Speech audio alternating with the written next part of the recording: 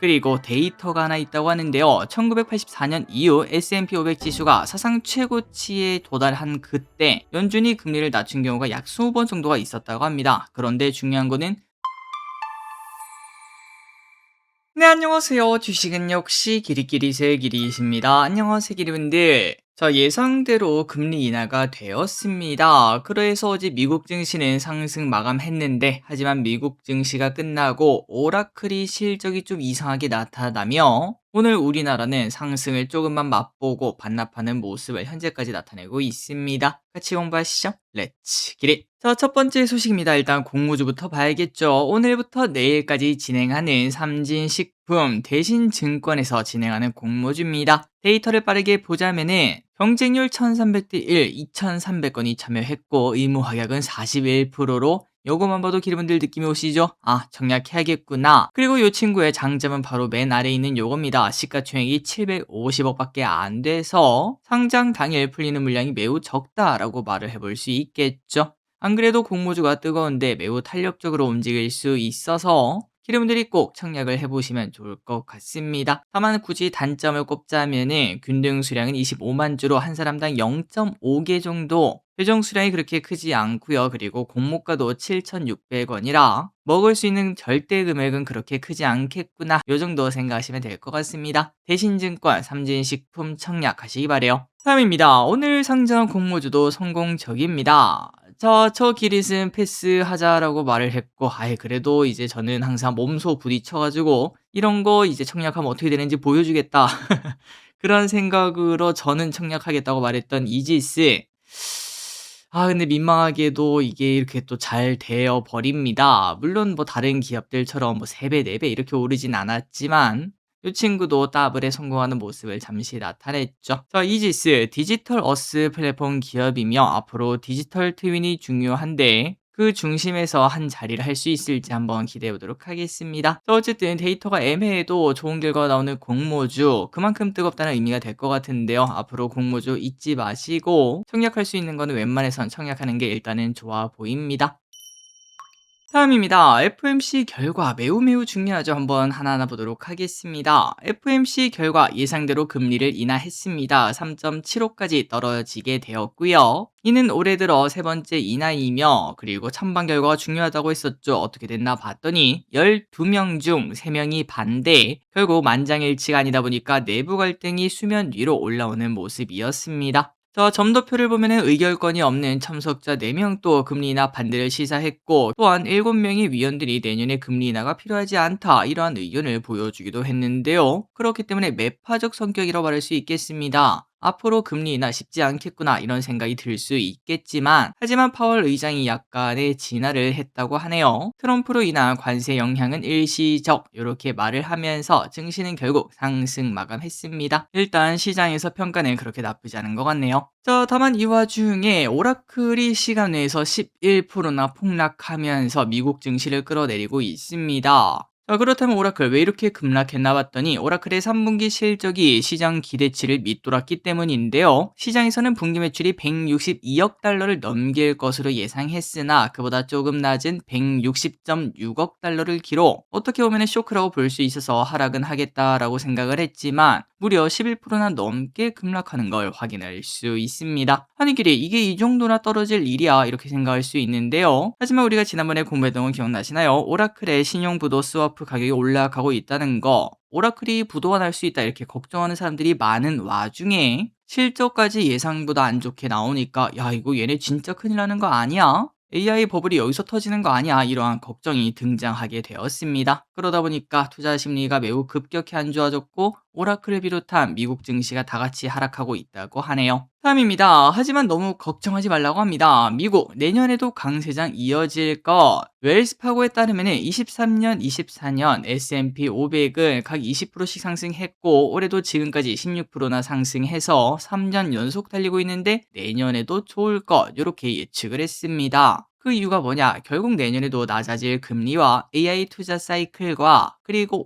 오빠 법안이죠. 크고 아름다운 법안. 이것 등을 이유로 강세장이 전망된다라고 말을 하더라고요. 특히 오빠 법안으로 소비자들이 큰 세금 환급을 받게 되고 결국 또 그 돈으로 소비를 또다시 하게 되는 그러한 선순환 구조가 나타날 것으로 보이게 되고 거기에 기업들의 지출이 더해진다면 미국 경제의 순풍으로 이어질 것으로 본다고 합니다. 그리고 데이터가 하나 있다고 하는데요. 1984년 이후 S&P 500 지수가 사상 최고치에 도달한 그때 연준이 금리를 낮춘 경우가 약 20번 정도가 있었다고 합니다. 그런데 중요한 거는 20번 전부 다 1년 후에는 지금보다 주가가 올라 있었다고 하네요. 그러니까 결국 내년에도 미국장 좋을 것이다. 금리 인하는 그만큼 강력한 것이다. 라는 의미를 확인할 수 있습니다. 다음입니다. 우리나라 이야기 보도록 하겠습니다. 삼성전자 너무 좋다는데 어떻게? 자꾸 이렇게 삼성전자 이야기를 가져와서 저도 이게 맞나? 라는 생각이 들지만 그렇게 좋다고 합니다. 극단적 저평가 국면이라고 이렇게 말을 하고 있네요. 자, KB증권은 삼성전자가 이익 급증 사이클에 진입했다라고 평가했고요.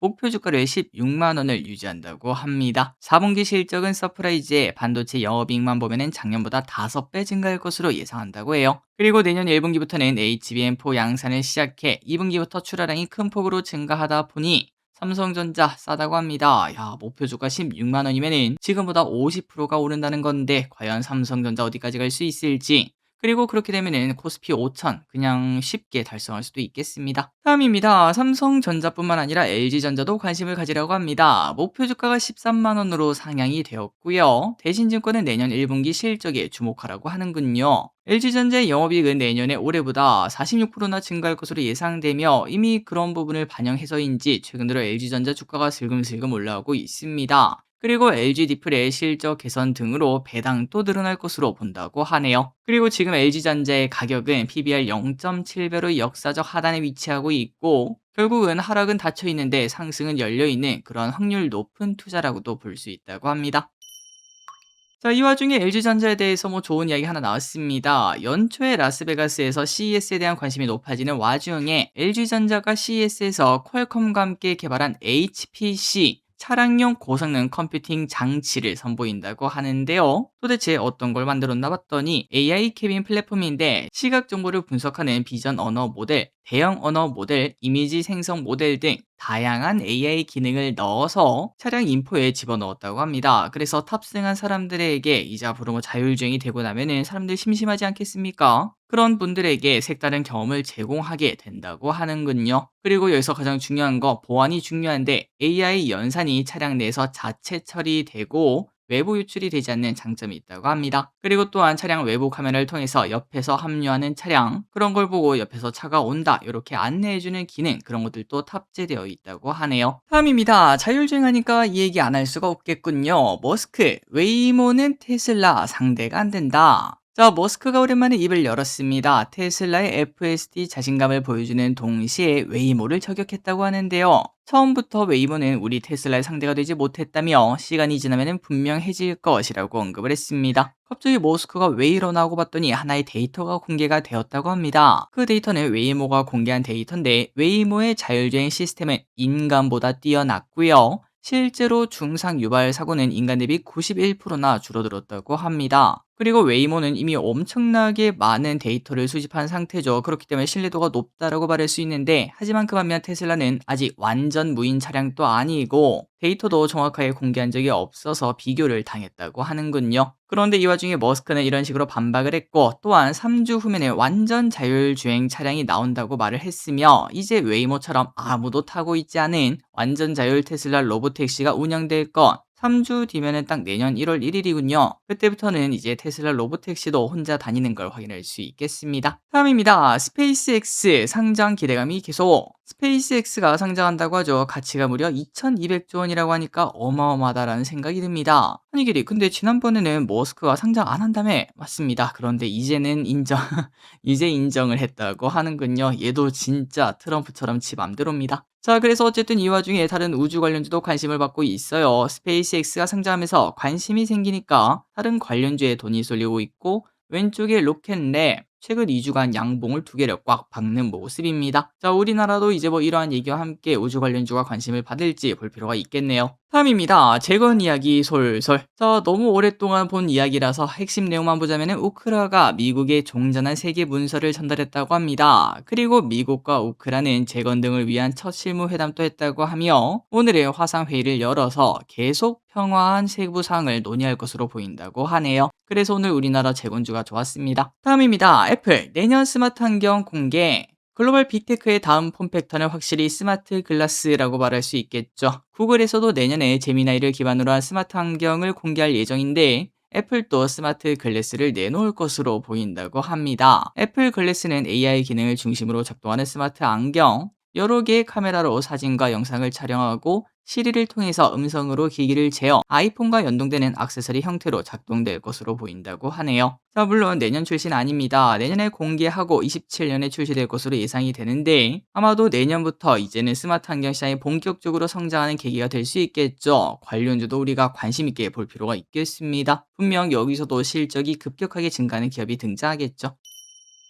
다음입니다. 딥시크, 엔비디아 칩 밀반이 외신 보도에 따르면 딥시크가 엔비디아의 블랙웰을 활용해 새 모델을 개발하고 있다, 이런 얘기가 등장했습니다. 아니 길이 트럼프가 금지했는데 어떻게 그게 가능하냐라고 봤더니 동남아에 있는 비중국계 데이터 센터를 확보하고 거기서 엔비디아 칩을 조달하고 있다고 하는데요. 그리고 그게 완전 영화에서 나올 법한 그런 얘기라고 합니다. 관련 직원들이 현장에서 장비를 점검하고 수출 규정 준수 등을 확인하고 나면은 서버를 부품 단위로 다시 분해한 다음에 중국에 들고 와서 다시 조립하는 그러한 모습을 띠고 있다고 합니다. 그렇게 들어간 칩이 수천 개에 달한다고 하는데 과연 미국은 이러한 소식을 듣고 더 강력한 규제를 꺼낼지 한번 보도록 하겠습니다. 마지막입니다. 15억 내면은 영주권 줄게. 트럼프가 골드 카드 비자 프로그램을 선보였습니다. 그건 바로 자격이 있고 검증을 받은 개인이 15억 원을 내거나 그 개인을 고용하는 기업이 29억을 내면은 미국 내 거주 권한을 부여하는 것이라고 하는데요. 기존 절차보다 훨씬 간소화되고 신속히 처리될 수 있다는 장점이 있다고 합니다.